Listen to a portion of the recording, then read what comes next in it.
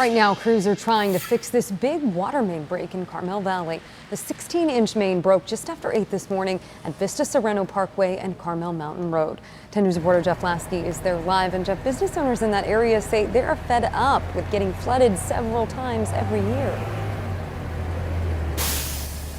Yeah, Lindsay, normally the problem here is flooding from rain, but today it was a water main break. That break just a few hundred yards up the road here. It came all the way down this hill. You see crews here trying to finish the cleanup. They've actually done a great job because just a few hours ago, this whole intersection was shut down, absolutely covered in mud.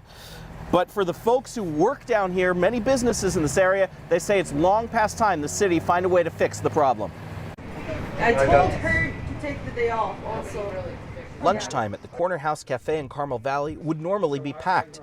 Today it's just a walk-up crowd. Cars can't get through, and the parking lot looks like this. There's like a pile of dirt in the middle of the street. And that basically just sits there. Cars go over it. That dust goes all over the place for the next week. Owner Chris Poore and his staff are left cleaning up the mess from a water main break hundreds of yards away up the hill on Carmel Mountain Road. Water poured out, flooding the street when the main first broke mid-morning.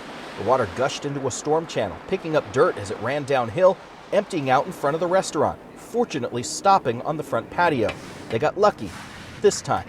Everything is coming down the channel. This is basically the same thing that we always have when it rains. And it's been happening for more than a decade. That's because once the water gets here, it has no place to drain. The other side of Sorrento Valley Road is train tracks and protected land from the Los Penasquitos Lagoon, so the city can't just build a storm channel through the area. That means each time this area floods, these city crews are forced to come back to clean up.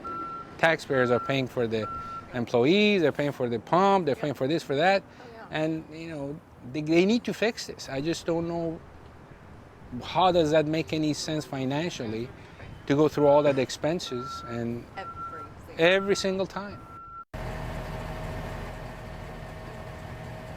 Now, I took Chris's concerns to the city. They tell me the good news is there is a big restoration project at the Los Penasquitos Lagoon. They say that will mitigate the flood issues. The bad news, it is a long-term project still in the planning phase. The final completion date right now scheduled for 2034. Live in Carmel Valley, Jeff Lasky, 10 News.